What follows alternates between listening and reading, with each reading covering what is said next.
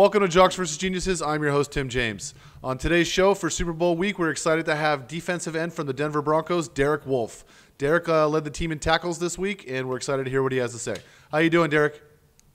Good. How are you? Thanks for having me. Thanks for being on the show. It's a pleasure to have you. How about we're going to the Super Bowl? How's that?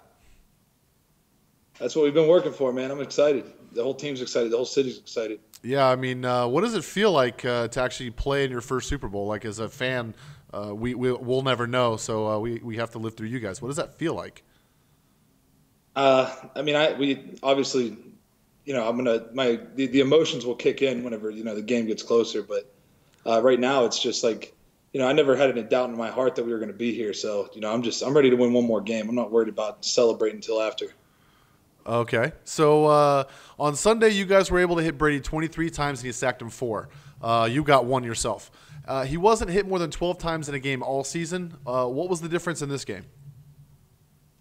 I think, I put a lot of credit to our DBs because he likes to get rid of the ball quick because he's got open receivers. And they did a good job of making sure he had nowhere to throw the ball, so it gave us, that extra second to get there.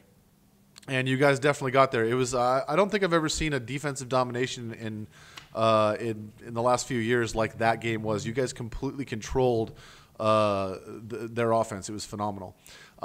You gave an interview saying that you hated the Patriots, but it was like all respectful about how they were in the way of getting what you want and that they were a good team and Belichick was a good coach. How does it feel to prove to pave your how does it feel to pave your road to the Super Bowl through New England? A team like New England, they're tough and they got a great scheme and they got great players. So to be able to beat them twice in one season is tough, and when we're battle tested, so we're going to be ready. Oh, I bet. So you've had seven sacks in 8 games. You've been on an absolute tear. What is it that keeps raising your game? I think that the film study, figuring out which guys I'm going to be playing against, and figuring out what kind of moves I practice those moves all week long on what I'm going to do, so I'm ready when it comes game time. And I think that the coaching staff does a great job of giving us tips, stuff like that. I think that the love for each other that we have on the field has a lot to do with that too. Yeah, I asked Chris Harris Jr. and he said that you guys are one of the tightest units that he's ever been a part of. What do you think it is that makes you guys so tight? I don't know. Sometimes you just get a group of guys that get along, and that's what we got, especially on the defensive side of the ball. Watching that defense, in football for me, as just a fan, obviously kind of pay more attention to the offense, but your guys' defense is just phenomenal to watch. The speed with which you guys play, the way you guys get around the corners, it's just it's something to see. So the Patriots were tough, but the Panthers offense and Cam are a totally different type of animal. What type of adjustments do you have to make to deal with Cam Newton? Obviously he can beat you with his feet, so it's going to be a little more emphasis on keeping him inside the pocket so that he can't get out of there. If he does get out of the pocket, then what's the secondary, provision? We haven't even got into game plan yet, so I have no clue what they're going to do for that. But most teams, they'll put a QB spy on a guy, something like that. So I know that you're a gamer. Which games do you like to play? I just started playing that Star Wars not too long ago. Oh yeah. And I played that for a while, and then kind of got bored with it. And then Grand Theft Auto. If I get bored, I'll just get on Grand Theft Auto and cause havoc. Just destroy a whole city. Yeah. That helicopter up to the top and and start blowing shit up. That's great. Yeah, just blow things up, steal jets and stuff. It's fun. So congratulations on the new contract. What does it mean to have that kind of security, knowing that they think a lot about you and they've locked you up for 4 years? For me, if anybody knows my background, I had to jump around a lot my whole life, house to house and family to family. So to have, some security and to know that I'm going to be taken care of for a while is something that I can't really put into words. It's just, gives me a really good feeling. Yeah, I can only imagine. Like, a lot of people come from disadvantaged backgrounds. I myself, same thing. I was a homeless kid, and just knowing that you're safe and protected is something that even someone who's an absolute defensive beast, still they need that in their personal life because we're all human for sure. So we have a few Twitter questions for you, and one of the questions is, how does it feel to play on the best defense in history by Morris Goodcrest? That's you can't even put a value or a target on that. It's to be on the best defense, to possibly ever do it. Well, playing in Super Bowl 50, you can't write a movie about something like this. It's great.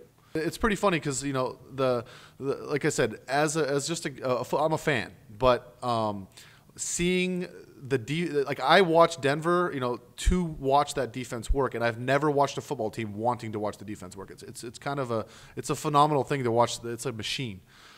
Kathy Lucero wants to know, how did it feel to sack Tom Brady and defeat the Patriots on your way to the Super Bowl?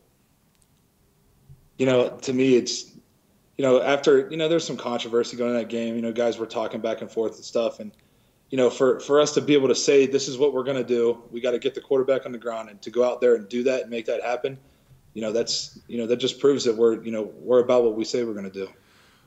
And it definitely proved that. Brian and Audrey Jamie want to know, if you could be a superhero, which one would you be? Oh, see, that's tough. That's tough because I feel like Captain America is, he's strong, he's fast, he can run, jump. I think that'd be, some good attributes on the field. Oh, no doubt. If there was a guy like Captain America that was so much stronger and so much faster than everyone else, do you think they would even let him play in the NFL? Oh, they'd find some reason not to let him play. Yeah, I think so too. It just ruins the game. Next question. Omar Hakari wants to know, you signed a 4-year, $37.7 million extension to stay in Denver. Most teams would have paid you more. Why stay even though you were taking what was potentially a pay cut? Because why would I leave the #1 defense? That's right. So basically, the team and the defense itself and the team itself is more important than making as much money as possible. Yeah, defense wins championships, and that's what I'm about. I want to win championships. That's pretty refreshing because obviously a lot of guys are just about the money, but the fact that you guys have the defensive unit has so much passion, it's again, I know I've talked about it a few times, but it's phenomenal to watch that defense play. Steve Cabzo wants to know, do you have any traditions before a game or the day before a game or during a game? Actually, the night before, I eat the same chicken from room service in the hotel. It's like a roasted chicken, and I don't really even like it that much. But the first, I think I ate it the first New England. No, I ate it the Green Bay game. And ever since then, every time we have a home game, I have to eat that. That's awesome. So the wolf howl after you get a sack, it's becoming a big thing. When did this start? I did that my first sack my rookie year against Pittsburgh, and ever since then it was just, I don't even know why I did it. I just jumped up and howled at the moon because I was so fired up. And you work so hard to get a sack. Think about how many times a quarterback drops back, and if you get one sack in a game, it's tough to do. So when you do it, you just burst. You're so full of excitement, and you just unleash it. And that's what I started doing. I got that first sack on Big Ben, and I just jumped up and howled. So Elvis Dumervil was like, "You should do that every time you get a sack." So ever since then. That's pretty awesome. All right, well, thank you for being on the show. It's going to be a pleasure to watch you play this week, and good luck in the Super Bowl. Thanks for having me. Once again, that's Derek Wolfe, defensive end for the Denver Broncos. One of the we had Chris Harris Jr. on the show before. Derek Wolfe, another linchpin. Hopefully, we'll get Von Miller in the offseason.